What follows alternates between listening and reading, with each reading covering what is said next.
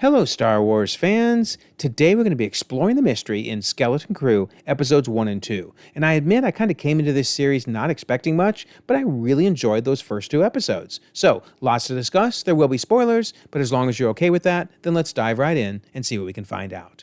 Don't forget we have a December contest running all month long. Be subscribed, leave a comment, and you could win a book or a steelbook. Best of luck. And I do promise I will go over the November winners in the next video. I'm sorry, the last few days have just been crazy. My apologies.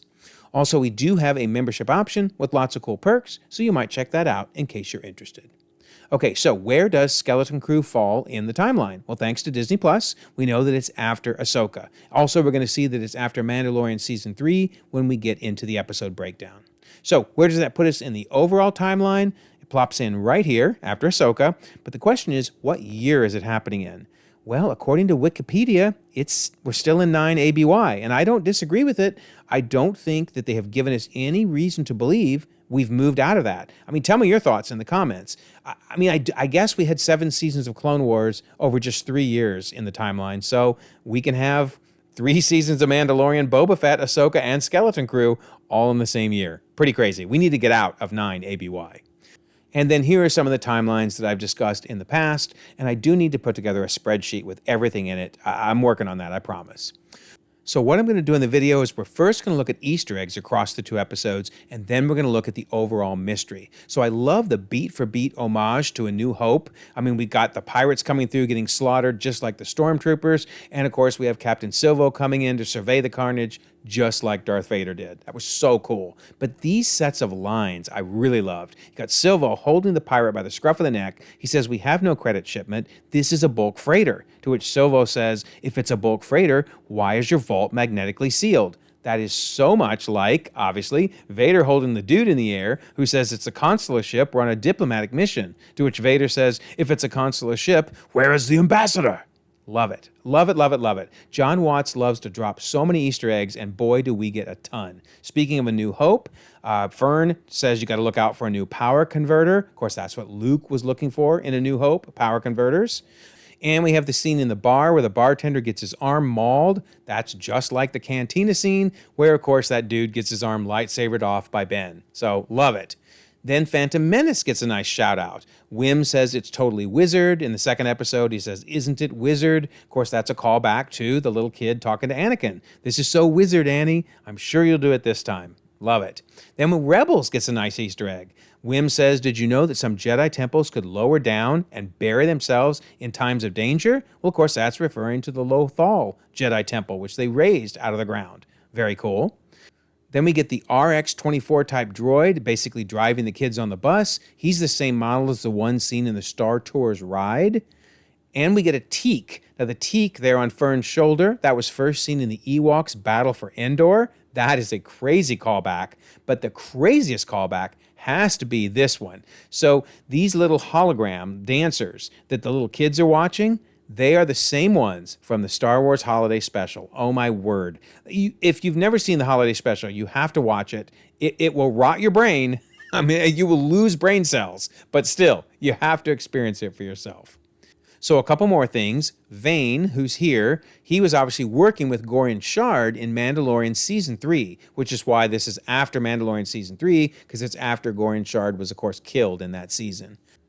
And then we also get Space Pirate Urkel. So the dude over on the far right, yes, that is Jaleel White, who played Urkel so many years ago, right? In fact, here's more of a close-up of him from the second episode. I love it. Urkel has joined the pirates. It's a beautiful day. All right, so this has to be an homage to Spaceballs, right? Because Wim is playing with his little toys. You'll spend an eternity in the dungeons being tortured until you die. Tell me that's not this, right? If you haven't seen Spaceballs, you have to see it. Dark Helmet playing with his little space toys is the best.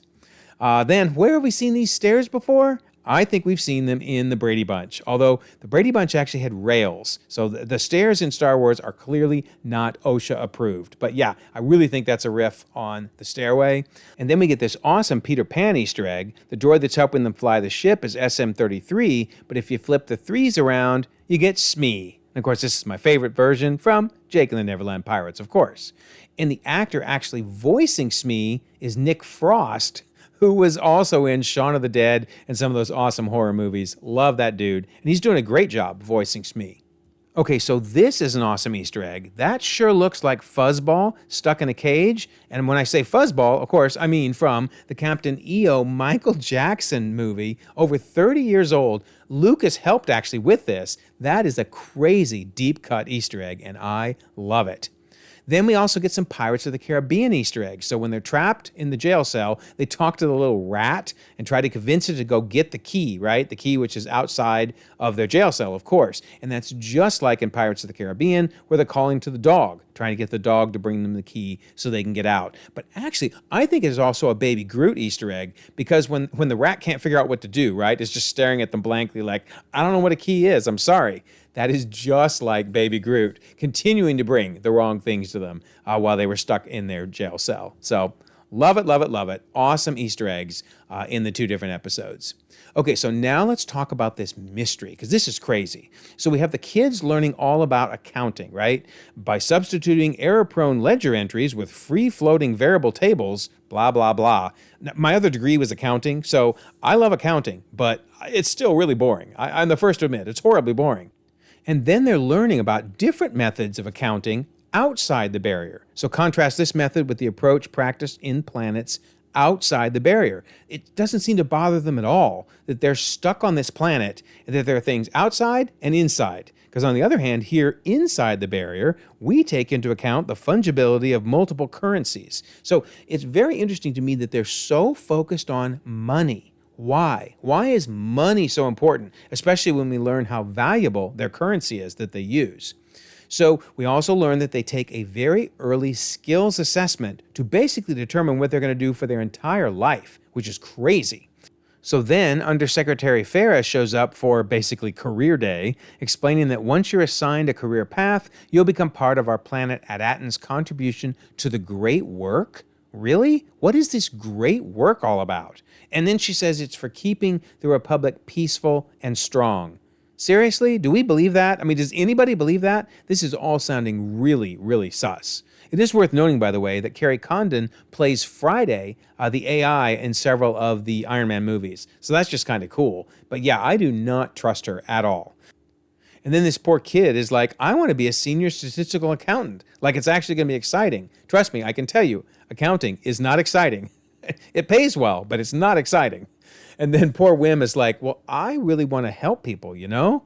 And they're like, no, that's not a career. That's what safety droids are for. So they're actually trying to convince them not to be something noble like a Jedi. Instead, do accounting.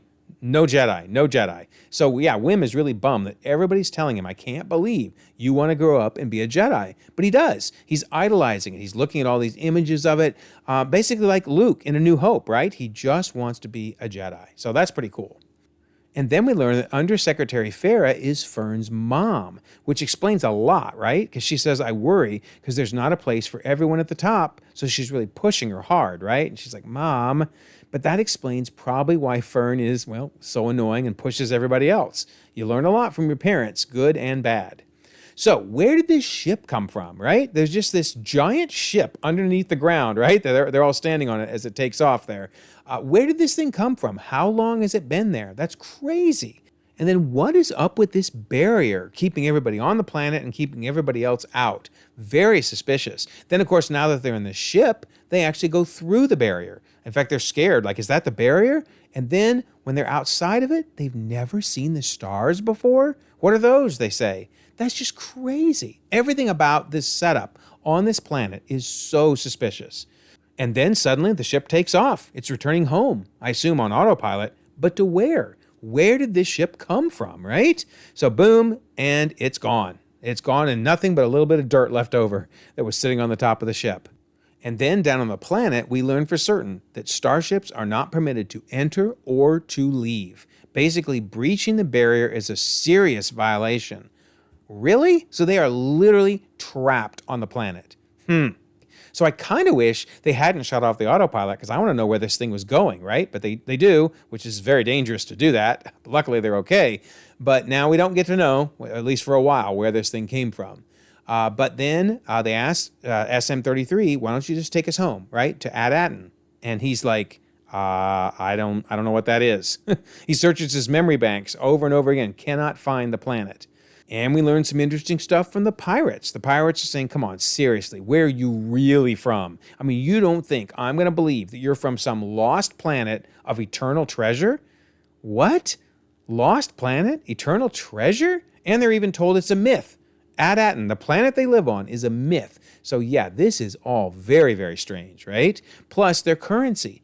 How old exactly is their currency? Because notice the markings on it are very different from the more modern markings that we saw at the beginning of the first episode when there was only one credit on the ship. Yes, but notice theirs is very, very old. And then they're even told that this is Old Republic credit in mint condition. So how many decades old is this stuff?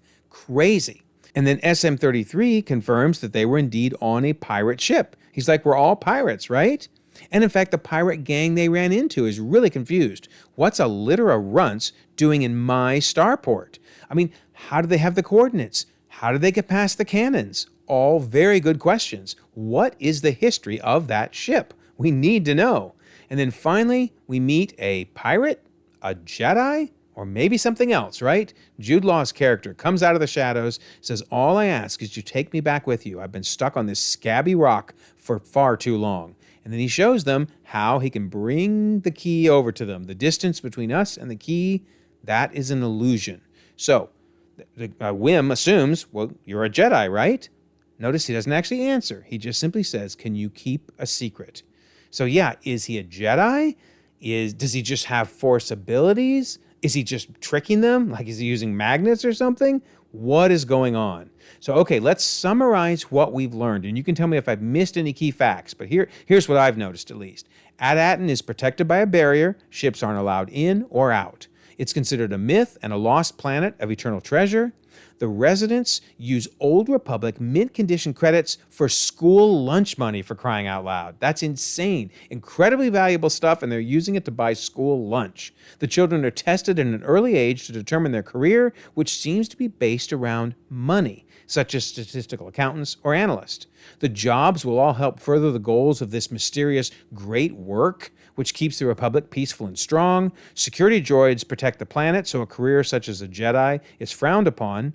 The ship that they find has been buried on the planet for a long, long time and seemed to end with a duel that killed the captain. And the droid running the ship, SM-33, considers itself a pirate. And then Silvo, who was the former captain of Gorian Shard's pirates, is now in the brig at Port Borgo, and he seems to be displaying Force abilities. And then also, what questions do we need answered over the next several episodes? Well, why is Ad-Aten isolated from the rest of the galaxy? Why do non-residents believe it's a myth and a lost planet of eternal treasure? Where did the Old Republic mint condition credits come from? What's the reason for training so many children to enter careers involving financials? What is the great work? And who is deciding what the mission of it is? Where did the pirate ship that was buried on the planet come from? And who is Jude Law's character? And is he a former Jedi or not? Lots of good questions. I think this is really shaping up into a nice mystery. If you have any thoughts on any of these, let me know. We have seen a lot of recent Star Wars trying to explain how we got the First Order and how we got the sequel trilogy. I'm wondering if this has something to do with that. Is maybe this great work not something as noble as they're making it sound? So let me know your thoughts. Love to read them. Love to respond to them. Also, don't forget, we have the December contest. Be a subscriber, leave a comment. You could win a book or a steelbook, and the membership option in case you're interested in that. And I always love to mention the Discord. Here we are in the Skeleton Crew spoiler chat. Basically, right after an episode comes out, you can jump in and talk about everything that happened, trying to figure out the clues, the hints, the mysteries, etc. So I will leave a pinned comment so you can join. We have 1,900 members across the globe, conversations 24/7, and we would love for you to be part of it. Also, if you don't mind, like this video, subscribe if you haven't already. You can check out more content, and we will all eagerly await the next episode of Skeleton Crew.